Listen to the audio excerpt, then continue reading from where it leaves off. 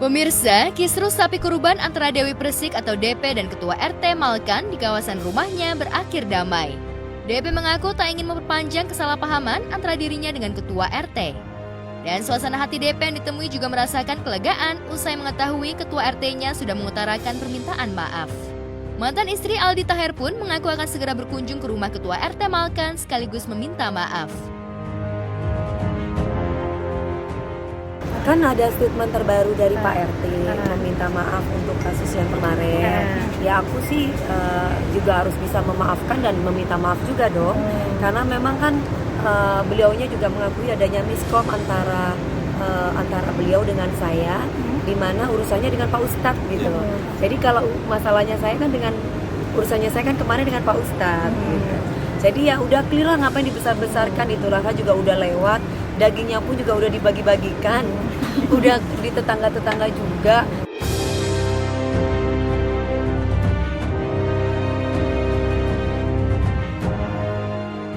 Rona wajah DP yang terlihat lega itu berbanding terbalik dengan rona wajahnya pada saat bersih tegang dengan Ketua RT soal penolakan sapi kurban.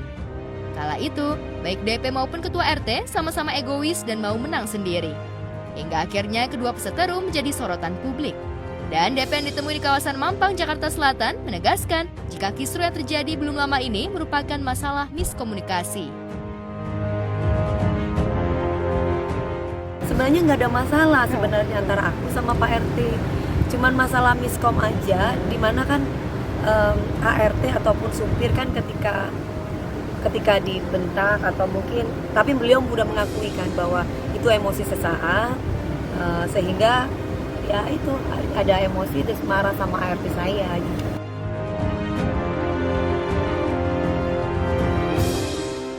DP mengaku enggan memperpanjang masalah sapi kurban dengan Ketua RT lantaran sudah berlalu, bahkan sapi yang diributkan sudah dikurbankan dan dagingnya sudah dibagi-bagikan. Selain itu, di momen Idul Adha dan selayaknya saling memaafkan.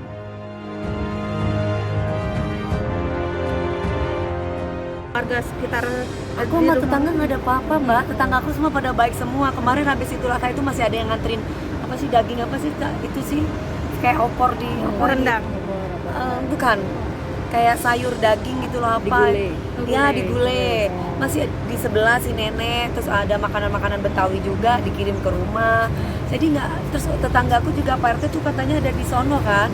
Jadi nggak ada masalah sebenarnya. Nah, kenapa kok sampai bisa ada hentakan nangis-nangis segala macam kemarin itu? Ya karena memang kondisinya kan memang tidak kondusif ini.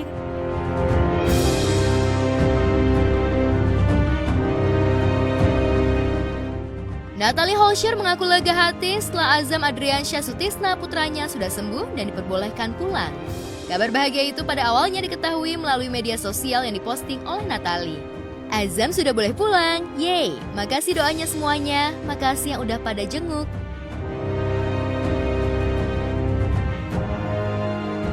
Azam udah boleh pulang.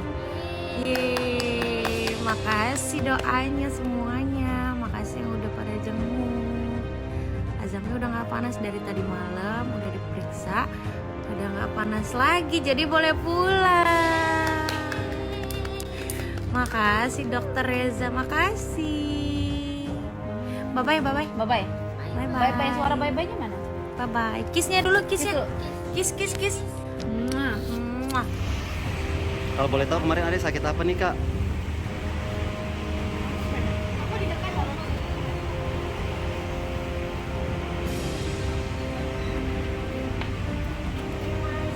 Ya, Mbak, makasih.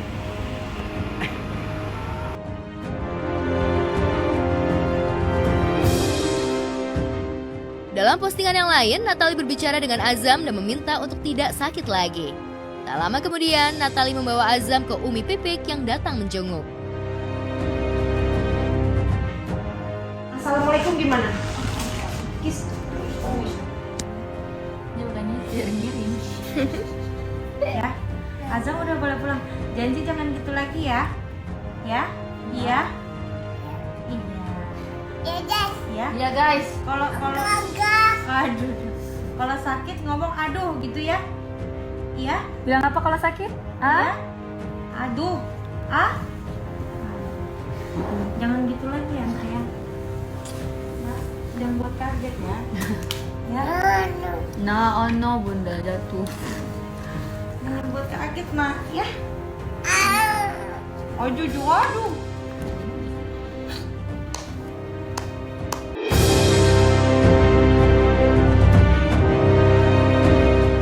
Wajar jika Natalie bahagia, sebelum ini wajah panik menghiasi Natalie ketika mengetahui putra tercintanya sakit panas tinggi dan dilarikan ke rumah sakit.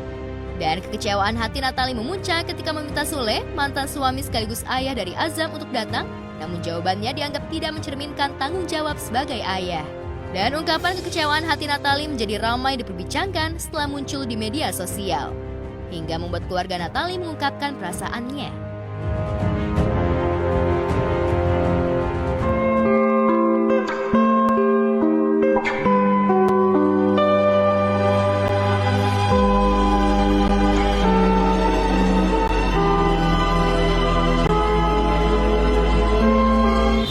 Jelas panik lah, ya kan?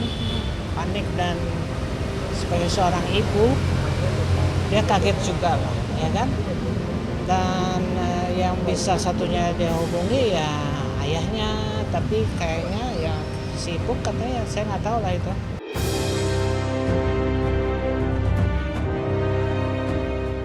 Kekesalan Natalie terhadap ayah Azam akhirnya terobati setelah komedian bernama Entis Sutisna itu datang menjenguk Azam di rumah sakit. Terbukti kedatangan Sule bukan hanya melegakan hati Natalie, namun memberikan semangat Azam untuk segera sembuh.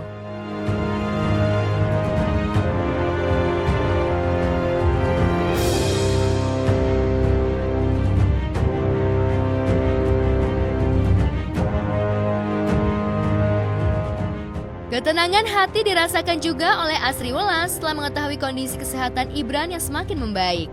Bahkan anaknya Asri Welas juga sudah tidak menjalani perawatan di ruang ICU. Pada saat dijumpai media, Asri menjelaskan bagaimana perasaannya.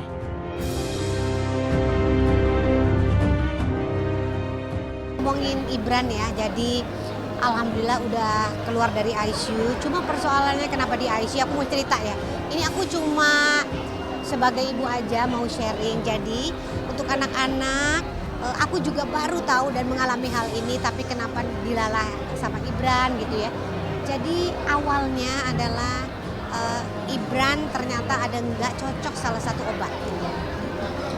Jadi nggak cocok sama salah satu obat sehingga membuat dia jadi begitu minum obat itu dia ada satu sakit, dan kebetulan memang ini memang nggak diinginkan juga biasanya. Jadi sekitar sebulan yang lalu dokter yang biasa menangani dia itu meninggal dunia, sehingga track recordnya dia semua ada di dokter yang sering kita berobat. Tapi bagaimana karena meninggal dunia, jadi track recordnya apanya kita kan ya namanya baru belajar ya, namanya punya anak tuh belajar terus deh.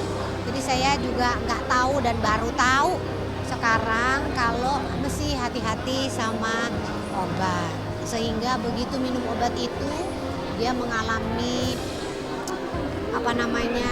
muntah-muntah hebat gitu. Jadi kita udah cek juga obatnya apa, sehingga mudah-mudahan nggak terjadi lagi.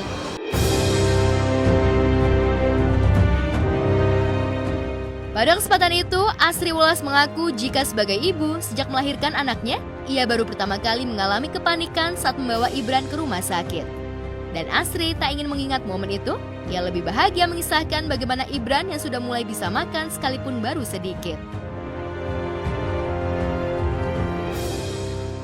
Jadi lambungnya mengalami perdarahan sehingga sampai akhirnya kejang, sampai ya itu dia. Itu perkara memang obatnya terlalu keras gitu yang saya berikan. Sekarang alhamdulillah sudah berangsur-angsur pulih, makannya masih bubur, tapi pertama dari cuma 2 suap, 3 suap, 15 suap, sekarang udah 20 suap alhamdulillah. Dari susunya cuma 1 takar, sekarang udah 2 takar, sekarang udah 5 takar gitu. Jadi itu dia. Jadi aku sekarang juga hati-hati sekali sama obat, ternyata ya memang itu ya. Kita kan nggak pernah tahu gitu. Maunya anak kita sembuh, anak kita. Jadi itu bermula dari gatal-gatal sebenarnya. Jadi dia ada salah satu alergi yang membuat dia gatal-gatal. Jadi kita ke dokter untuk menyembuhkan gatal-gatal, ternyata obatnya terlalu keras untuk dia gitu. Tapi tadi pamit sama anak. Iya. Ingatnya tuh mungkin Iya benar ya, karena masih recovery ya, jadi saya berusaha sekarang nih kalau kerja benar-benar cepet-cepet pas waktunya aja baru jalan gitu, karena benar-benar di ICU tuh alhamdulillah banget gitu ya, yang doain banyak, terus saya juga dampingin terus dan dia cepat sekali recovery-nya. Memang Ibu Ibran nih alhamdulillah banget, banyak banget yang sayang. Makasih ya teman-teman ya udah peduli banget ngangkat beritanya, sehingga banyak yang doain dia, sampai sekarang juga banyak yang doain dia gitu. Dan impact dari kejangnya itu karena hampir 1 jam ya kejangnya, dan buat dia jadi biru, makanya kita akhirnya ke ICU dan ventilator. Ketika dipasang ventilator semua muntahannya itu warnanya coklat, sehingga mana ya handphone saya ya, ada di handphone saya itu lambungnya semua keluar tuh, keluar coklat, maksudnya luka darah di ininya ya gitu ya. Kemudian dokter juga bilang ke Mbak Asri, ini kita ngomong kemungkinan terjelek, kemarin juga udah ketemu kan sama dokternya waktu itu pada yang datang ya, kemungkinan terjeleknya kalau HB-nya sampai turun terus dia akan transfusi darah kalau sampai lambungnya terus luka. Tapi alhamdulillah nih karena pemberitaan teman-teman, doanya banyak banget, Ibran 24 jam berhenti pendarahannya.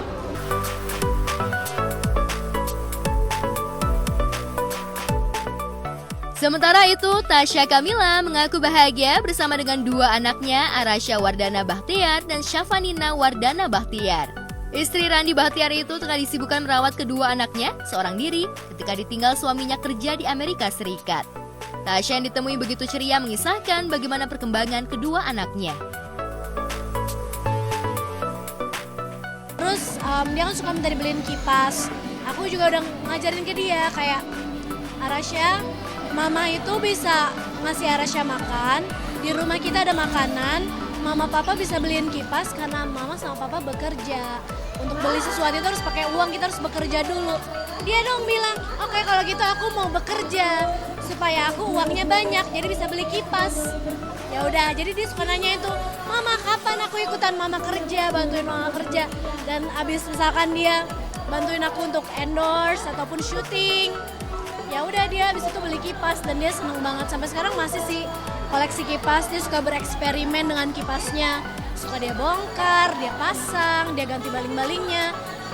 Sampai sekarang karena papahnya suka main game juga kan, jadi dia suka ikut-ikut papahnya main game. Dia lagi suka main game yang mana kita bisa bikin sendiri tuh gamenya, itu juga kipas gitu. Jadi udahlah dia suka kipas. Suka banget sama kipas. Biasanya kan anak-anak sekarang apalagi tadi kata-kata Tasya kalau dia udah ngerti uang, kalau habis jalan-jalan dia maunya belinya kipas bukan mainan. Kata Tasya sendiri seneng gak sih? Agak heran juga ya kalau diajak ke toko mainan dia nggak interested, tapi diajak ke toko elektronik, toko kipas, dia seneng banget. Ya udah, mungkin tiap anak kan pasti punya keunikannya masing-masing, karena setiap anak itu istimewa dan mereka itu special gitu kan. Kalau Arasya ya punya keunikan sendiri, dia lebih suka kipas, dan aku rasa setiap anak itu memang belajar dari bermain. Dari kipas pun dia juga banyak belajar dari awalnya belajar warna, belajar motorik halusnya, belajar berhitung dari kipas, belajar jadi engineer kayak papahnya dari kipas, belajar berimajinasi juga dari kipas.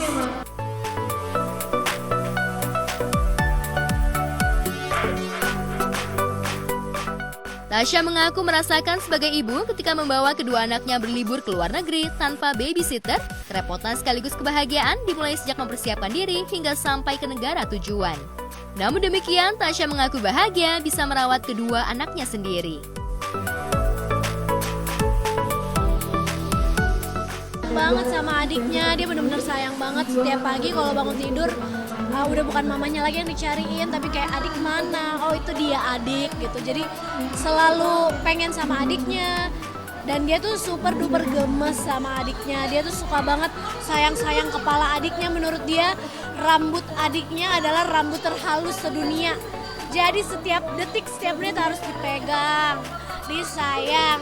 Sementara adiknya udah mulai risih kan, ini apa sih nih abang gue pegang-pegang terus. Jadi aku suka ngingetin dia sih, abang udah lah jangan diusuk-usuk mulu adiknya. Cuma dia selalu bilang, adik itu soalnya lucu banget mama gitu.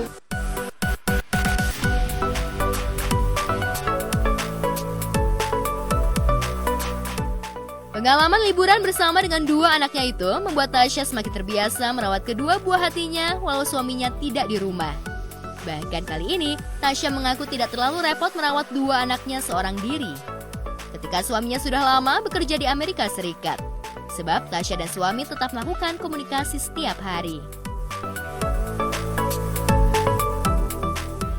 Perbedaan waktunya sekitar 11 jam gitu kan, jadi kayak kalau di sini pagi, sana malam, jadi pas. Terus justru kayak dia beres kerja kantor, aku baru bangun, jadi banyak waktu buat bisa teleponan, terus dia bisa video call, misalkan aku lagi ngasih makan anak atau kayak main sama Arasya. Dia juga bikinin game kan buat Arasya, jadi Arasya juga suka telepon papanya, papa tambahin kipas di game aku, papa ayo main bareng gitu lah. Memang dilakukannya semua secara virtual ya, tapi alhamdulillah dengan adanya teknologi masih bisa bonding lah sama anak-anaknya juga.